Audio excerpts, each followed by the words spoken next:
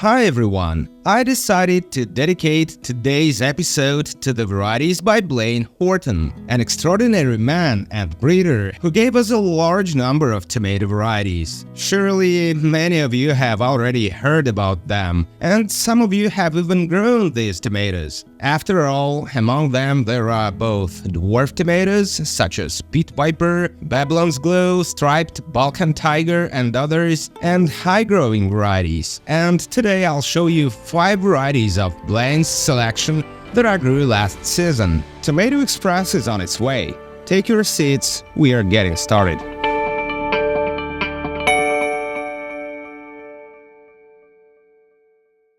And I will start with perhaps one of the most productive varieties of the season, called Renegade. It's a new one resulting from a cross between Malachite Casket tomato and an unnamed variety that is resistant to heat and diseases. Dr. Randy Gardner and Blane Horton participated in the development of Renegade tomato. The variety has really turned out well in every way. The plants are powerful with thick stems, and already in early August, I stopped their growth at a height of 6 feet 7 inches or 2 meters. Tomatoes are only large, flat round in shape and noticeably ribbed. When ripening, they become an emerald bronze color. Renegade turned out to be really productive for me, and not only because it set fruit properly even in the heat, but also because of the fact that the fruits themselves were large in size. A few years ago I grew Malachite Casket, and I can say that the fruits were still smaller, and the Renegade yielded much more intensively. The first tomatoes harvested weighed between 9.5 and 12 ounces, or 269 and 347 grams, and later on there were much larger ones. Renegade was one of the biggest bets of the season for me, and as it turned out, I wasn't wrong. During tasting, its pluses were even more obvious. On the cut, the juicy flesh is emerald colored with flecks of pink tones. The flavor also didn't let me down. Sweetness and acidity combined very well. I caught myself thinking that I could use only Renegade tomatoes for the salad without adding other varieties, and the salad would still be delicious. In fact, I was sure I wouldn't be disappointed in it, but as they say, you never know until you try. Malachite Casket, which was one of the varieties that literally started my acquaintance with the world of tomatoes, definitely brought its best features to this variety, and in terms of yield, in my conditions, Renegade showed itself as one of the best tomatoes of the season.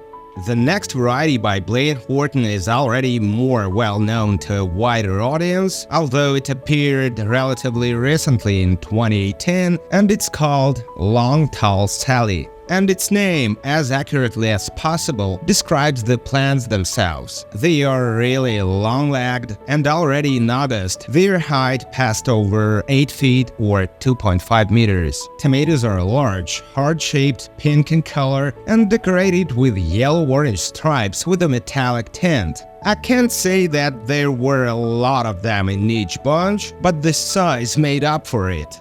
The weight of tomatoes started from 12 ounces or 343 grams and reached 1 pound and 2 ounces or 518 grams, which is quite decent for a heart-shaped variety. On the cut, the tomatoes are red in color with pink streaks and very few seeds. But the main advantage was their very good flavor. Fruity with sweetness and tangible tomato acidity. There is balance in it. The tomatoes are juicy with thin skins. It's just right for a salad.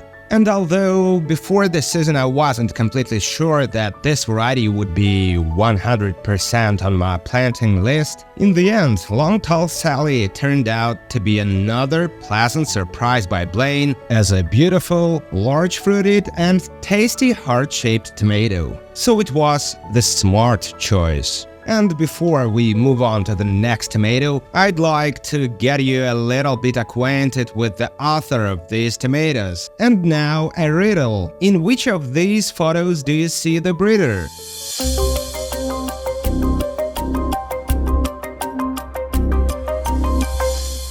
Well, there he is. Yes, yes, yes. That brutal rock musician with the beard is none other than Blane Horton. I agree, that's not how I pictured the tomato breeder either. No scientists' robes, no offices, no labs, just a sincere passion for music and of course for tomatoes, which led to all these wonderful varieties. And as I mentioned earlier, Blane was actively engaged in breeding dwarf tomatoes, and of course I'll be interested to tell you about them.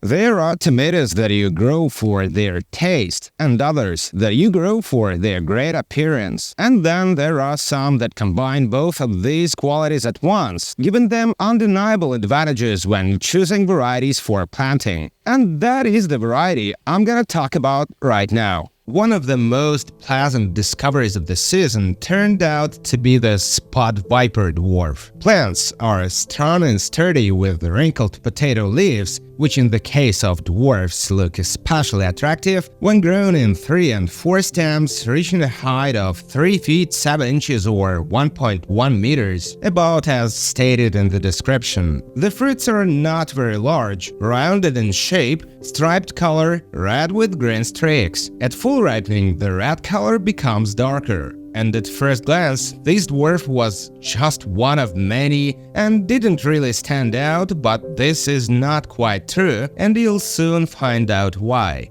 Tomatoes weighed on average about 2.5 ounces, or from 65 to 73 grams, and their small size was compensated by the number of fruits. On the cut, they are certainly good. They look like some tomato flowers with petals, pink center, greens in the seed cavities, and a powerful aroma, which is smelled even from a distance. And the flavor is fantastic. Personally, for me, it was the variety I picked a couple of fruits to eat right away every time I passed by. Again, I didn't have any special expectations for Spud Viper, as there were a lot of different varieties of dwarf tomatoes growing nearby, but I think I found my diamond. Or emerald, I don't really care what you call it. The important thing is that I've met another delicious tomato. Sweet, juicy, with a bright, fruity and berry tartness. I'm glad that I found this variety and definitely put it in a row with the most delicious dwarfs of the season. And in fact, there were quite a lot of them.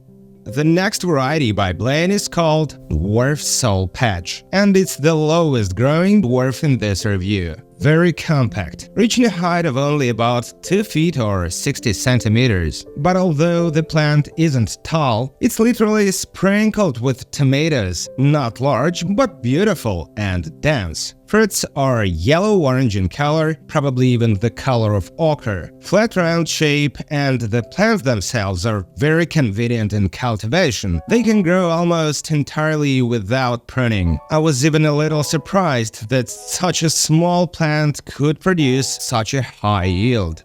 The tomatoes weighed an average of just 2 ounces or over 50 grams, which is the right size for canning, and it was to be seen if I would like the taste of Soul Patch. Let's find out. On the cut, it's certainly good, quite dense, however, it was clear even before tasting. Perhaps I didn't find the harmony that was in the Spud Viper flavor, because in the case of the Soul Patch dwarf, the acidity still prevailed over the sweetness, which was not so pronounced. On the other hand, I can't help but note the productivity of the variety, and it worked very well when pickled, so in any case, I consider Soul Patch an interesting tomato.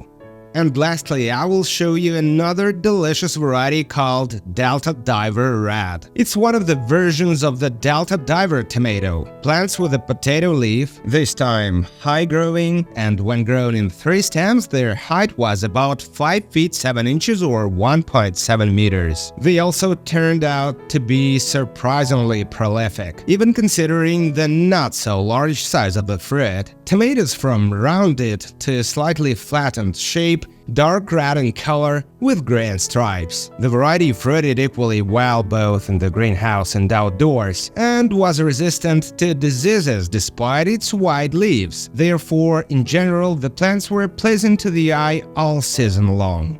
As in the case of the Spud Viper dwarf, the weight of the fruit was still about 2.5 ounces, or from 65 to 73 grams. The aroma is very pleasant. During the tasting, I immediately thought of the analogy with the taste of raspberries. And not even garden raspberries, but forest ones. The flavor is very bright and undoubtedly pleasant. The acidity is more berry rather than tomato, but the sweetness is present in full. The aftertaste is also good. The overall feeling is that someone has mixed raspberry and tomato, and it's a great combination of beauty and flavor, and that's the kind of tomatoes I like. I don't know what varieties Blane used to breed Delta Diver Red from, but it's clearly a very successful one, like probably his other varieties that I have told you about before, such as Desperado and Aftershock. After my experience with Blane Horton's varieties, one thing I've learned for sure is that when tomatoes are your passion, you simply cannot create mediocre varieties.